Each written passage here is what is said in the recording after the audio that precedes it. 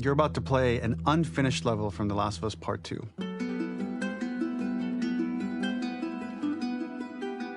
The reason we added this section is there are a few sequences, and we picked the 3 of the best ones, that we cut from the game. Often we build a game that's much bigger than what ends up being the final product.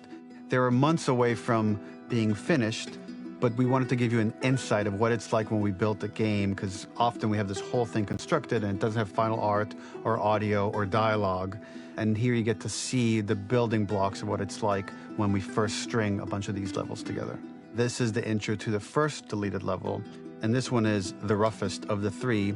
We wanted to show more of how Jackson operates. So this is the festival where Ellie ultimately kisses Dina. This sequence would have come very late in the game as a flashback sequence while you're in the farm with Dina. And we wanted to show what is the rest of Jackson doing, and wanted to put on the stick, make it interactive. So you could see when you're outside, there are all these almost like carnival games that you can play. You could mix drinks, you could play with these kids that are playing a sort of clicker Marco Polo, sit down and listen to conversations. And all the different interactions were first or second pass, very, very early passes. The building blocks are there, but nothing is final. And ultimately, while we were very excited by this sequence, it's pretty fun and lighthearted. It just slowed things too much as we're barreling towards the end of the story at this point. So again, reminder, rough, missing audio, missing animation, missing gameplay tweaks, missing dialogue, but pretty representative of what it would have been. So enjoy.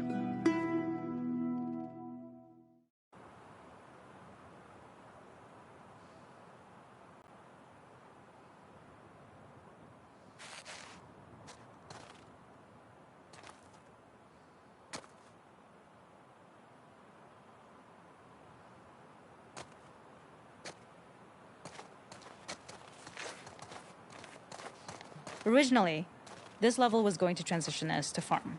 We would go all the way through to the dance, where Ellie and Dina share their first kiss.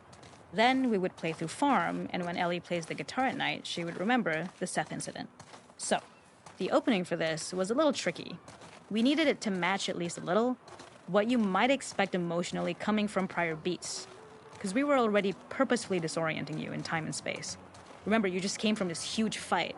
To jump straight into it would have been a little too jarring. After some back and forth, we rooted it in Ellie's nerves, calling back to her hands shaking in the theater. But this time, for a much more innocuous reason we'll find out later. She's nervous because she has a crush on Dina, who is the only reason why she's here at the dance. Something we really wanted to do was highlight the way their lives had turned upside down since she went down this path. We had this idea of recontextualizing all of our usual gameplay mechanics that were designed for really violent ends. The workbench, door bashes, throwable weapons, and even the infected, which is my personal favorite. Peppered throughout the level are moments of levity or shared history, all the while seeing how happy and mundane they all were before her huge revenge odyssey.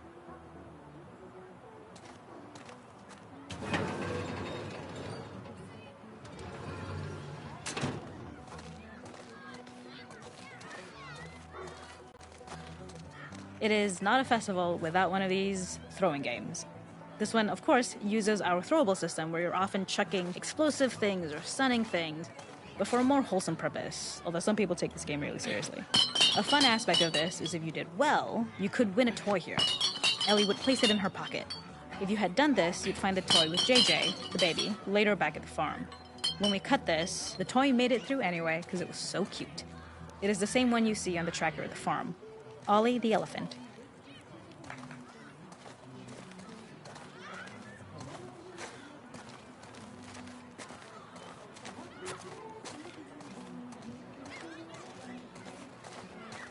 This is one of my favorite sections because I think that it achieves both the slice-of-life aspect of Jackson while also being a stark reminder of how dark the world that they live in really, really is. To attract attention and curiosity, one of the kids was supposed to make this adorable, messed up little clicker impression, and the others would giggle. We tried a version where if you got close enough, the kid might try to follow you a little before turning back. Since clickers are blind and move by echolocation, for this game of messed up tag, Ellie must close her eyes and listen for when the children give themselves away. The thought was that these kids are in relative safety. They still grow up with the dangers of clickers and runners, and all those lessons would embed themselves in the games that they play. When the festival got cut, they tried to preserve this moment and move it to the front of the game where the snowball fight is, as a tutorial. However, being in the headspace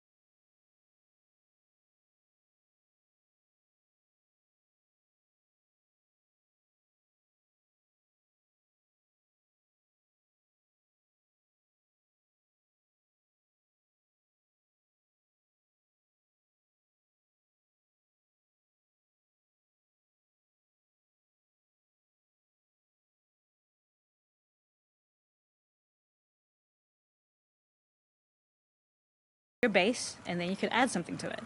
And at the time, we had some different reactions from Ellie based on how strong you chose to make the drink. Something we wanted to prototype, though, before it got cut, was picking up some ingredients around to add, like a lime or maybe a bottle of someone's favorite whiskey or salt, like you were earning upgrades. We also toyed with having Ellie carry around the drink you made and occasionally sip it, psyching herself up to go talk to Dina inside because she's nervous. It got too noodly, though, because she would need to keep placing it somewhere before she did anything. So it would have ended up more trouble than it was worth.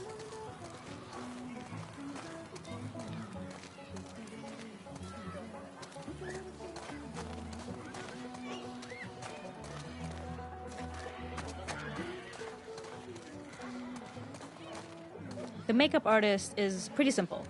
It's one of those little in-game scenes we peppered in to make it feel like Ellie had roots in the town.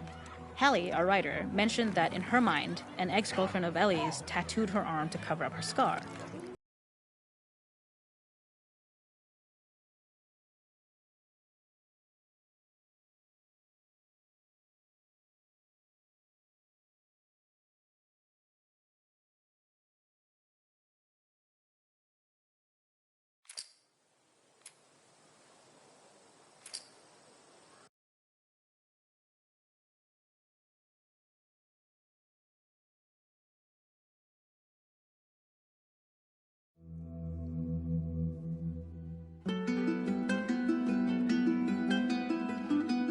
In this second deleted level, which is an extended sequence of the sewers in Seattle, this comes on the heels of where Ellie goes into a building and she survives an attack by stalkers and gets thrown out of a window and gets swept away by the current. And then we cut this section that used to be there in the final game.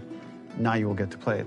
So this was a way to get a bit more interesting puzzles, interesting traversal, figure out how Ellie can navigate the sewers with the fighting current. Ultimately, with a lot of these levels and these sequences, the reason why we cut them were for pacing purposes. But here it is for you in this very kind of raw form that part of it will feel finished, parts of it will feel like assets are missing as far as audio, animation won't be final. But it's a glimpse into what a game looks like when it's months away from finishing. Enjoy.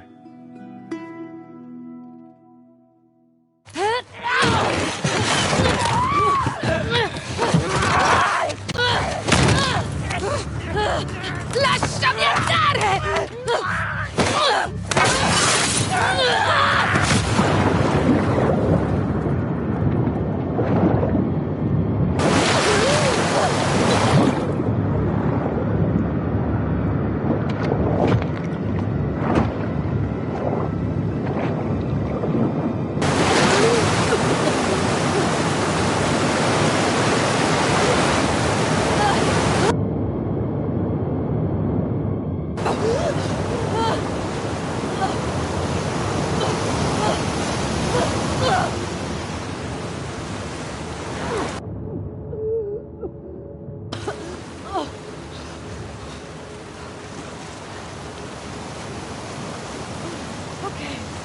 Okay.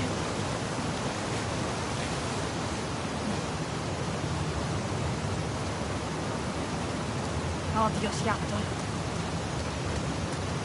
Okay. The ladder acts as an immediate goal for the player, but being able to climb out is not going to be so easy. To keep levels interesting and engaging, we alternate between positive and negative values the player experiences. Here, it's a positive to have found a ladder, but then a negative to discover it's not the solution. But then another positive to identify the next short-term goal of the doorway. By alternating between these opposing values, we give players what they expect, but not how they expect it.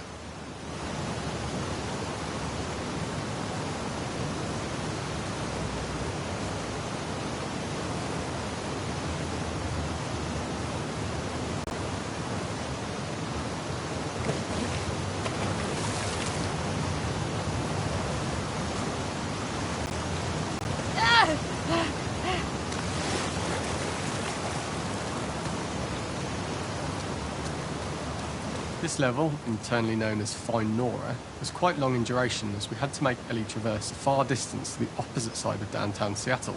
The sewer section was originally longer than what we released the game with, approximately 10 minutes more.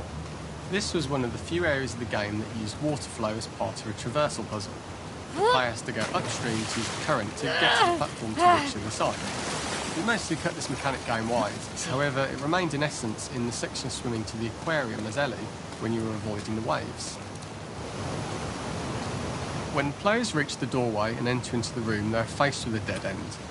The real reason for this dead end room is that on the reversal when exiting back out of the doorway, players are faced with the route onwards. A pipe that they'd not been able to see when they were swept past it on the way in, and something that was hidden from view when on the side platforms.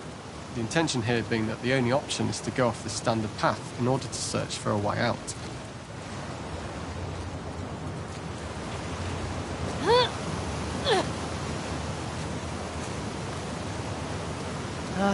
Tiratemi fuori da qui.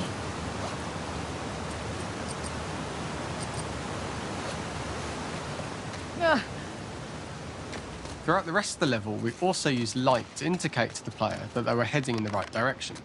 At each turn, however, we blocked the direct route forward. Players would know that they just have to keep finding alternative paths, promoting those feelings of being desperate and trapped. We slowly introduced the player to consider climbing into smaller pipes and crouching in these tight spaces. This is to slowly build up to, and encourage, the player to climb into such a small pipe that they'd have to be crawling on their stomach, which is something that the player previously may not have recognised as a playable space, let alone the desired route they need to take. We added a tiny space just to reward the player's exploration with a pickup item, and we made sure it was something that made sense that you'd find in this area. A canister and all the garbage that had been washed into the sewers from the surface. We loved the idea of making Ellie prone through a tiny dirty pipe in order to get out, as it was a great opportunity to use our prone mechanic. The unique camera setup was created to support crawling in these pipes, as the standard prone camera is much higher above the player. We also created custom collision in order for Ellie to manoeuvre in these tight spaces easily. Initially, the oblong collision capsule around her character caused issues crawling around corners. We put extra effort into the custom corner collision, so the movement experience is as smooth as the main game. In order for the player to feel cramped, claustrophobic and desperate, we'd been enforcing the traversal mechanics that allow for a tight environment which promote these feelings. We introduced the use of the squeeze through so that we can keep the player feeling enclosed and tight, but without repeating the same geometry. Here we change from low ceilings with wider walls to high ceilings and tight walls to change up the spatial pacing and keep the level from repeating itself. Non voglio morire in questo posto di merda.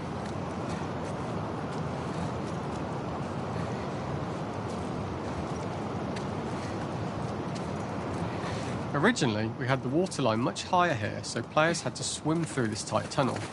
However, from watching user test feedback, it was occasionally causing people to discount the route entirely and turn back on themselves. So to avoid any risk of this happening in the final game, we present a lower water level so the tunnel is easy to see and commit to using.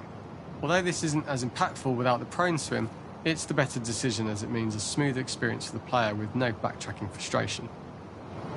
As we surface from the water and over the crest of the slope, we reveal what is further in this tunnel. A clicker that has sprouted and the fungus has grown on the sides of the pipe. It was great to see people who user tested this area becoming increasingly worried as we forced the player to squeeze past the fungus and inches away from the clicker's face, all the time not being sure whether the clicker might be alive or attack them. Although we aren't as cruel as to force a clicker attack in such close proximity, we do have a payoff for this moment. This clicker momentarily turned into Joel to show Ellie's PTSD from what happened to Joel at the start of the game. Ultimately, we decided to save this moment for the farm level, as it was more impactful there because it could become the centrepiece of that experience. Whereas in the sewers, we weren't able to make it as much of a narrative point and give it the breathing room and reaction time that it deserves, given the tight space.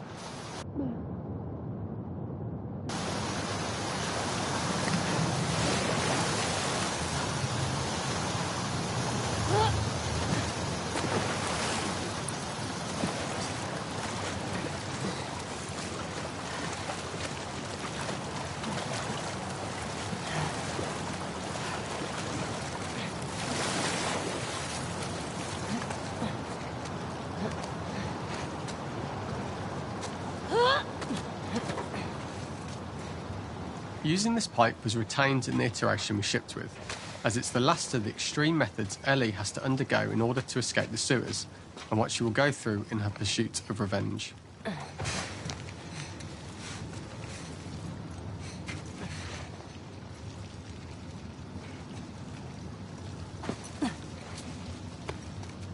The last ladder climb is quite lengthy, and although we could have trimmed it down to a shorter climb, we liked how this last segment of the journey built anticipation for whether there was success at the top or not after all you've been through. Ultimately, the ladder exits out into the subway station, which is how it connects in the final game. Ellie then has to find her way to the hospital from here, crossing paths with the scars for the first time.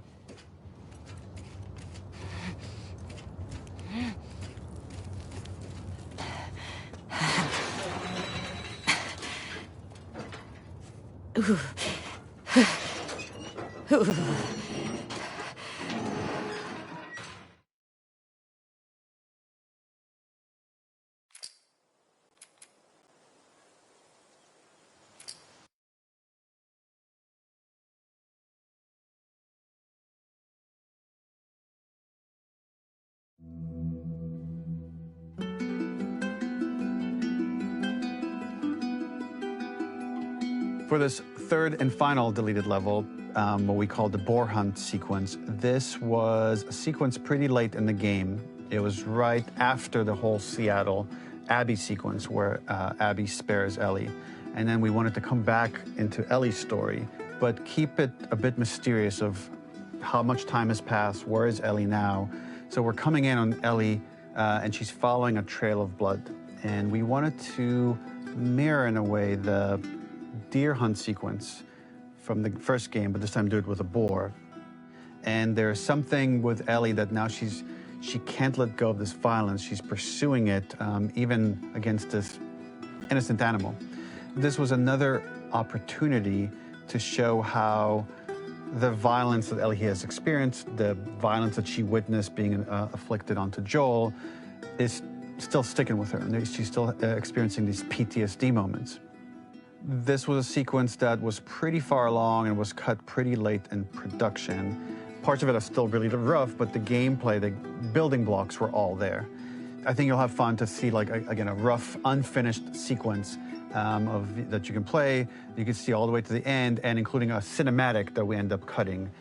And the remnants of the sequence ended up being mentioned in Ellie's journal. So this part of the story that we developed still made its way into the game as kind of optional stuff that you could read about, but here you get to experience it. So as a reminder, this is pretty rough, months away from being finished, but you get to see it now.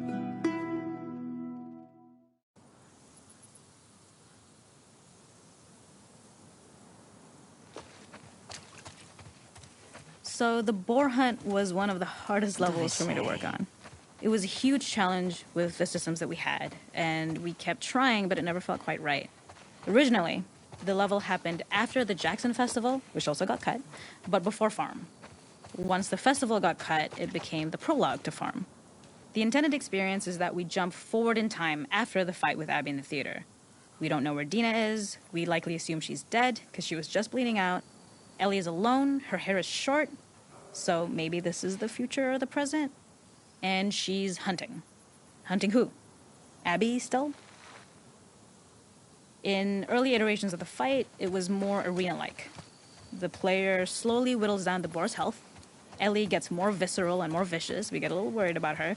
As the boar gets weaker, more panicked, more feral, and we start feeling sympathetic to the boar was the hope. In all of these iterations, especially of these wider areas, it required custom AI and scripting to make sure it continued to feel organic as an animal, but we really needed it to do specific stuff. It needed to be able to close distances really, really quickly. It needed to charge to attack, but we wanted the feeling of hunting, so we needed to track it down from afar. And we also needed to discourage the player from attacking the boar when it's that close, or it would kind of turn into this melee kerfuffle. How do we do this in our world while keeping the boar believable? We must have gone through 5 or 6 iterations of the boar fight and all, and every single time it changed pretty drastically. We split it into clear phases, where one was like all long range. We tried another where you're getting close and you get the jump on it quite literally. You're jumping off of a rock to attack it. And then finally, we tried a bunch where you almost sort of go around a bunch of trailers and try and wrestle it. We uncovered after some time that taking down a boar over several phases felt very laborious and a little dramatic. It was comically long, it felt too boss-like, a little too gamey. We decided to cut the first few phases, and we opted for a cold open after the boar had already been hurt off-screen. So that allowed us to focus on feeling like we're closing in on prey and to introduce the boar when it was at its most dangerous. Already hurt, already feral, much too close for comfort. And so the thinking was it would bring us more into Ellie's mindset. Is this really hunting for food, or is she hunting for some other reason? The gas station was built to highlight the boar's destructiveness. Okay. Since it's cramped, the boar feels larger. We also feel trapped with it, though perhaps it's trapped with us. When it charges, it gets to us quickly, so we must be on our toes. This made it more aligned with Ellie's sort of hunting for trouble mindset. Listening became more important, as well as moving around slowly so it didn't hear you. Could you spot it before it saw or heard you? And could you get a shot off quickly enough so you could dodge out of the way? Or is the shot worth the cost after? It feels like a gamble. By the end of the fight, everything would likely be in shambles. The boar would burst through the back, and Ellie would follow it and finally enact revenge.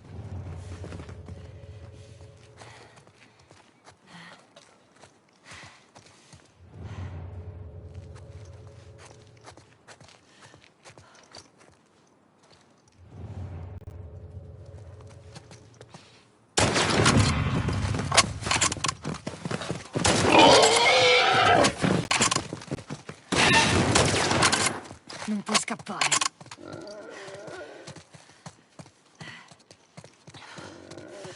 The boar kill was supposed to be anything but glorious. With the boar whimpering at the back of the gas station after Ellie's relentless hunt. After this, hearing the drone that we kind of come to associate with Ellie's trauma, we would hard cut to the stream where she's washing her hands and holding rabbits that she hunted, about to return to Dina. And there would be no mention of the boar.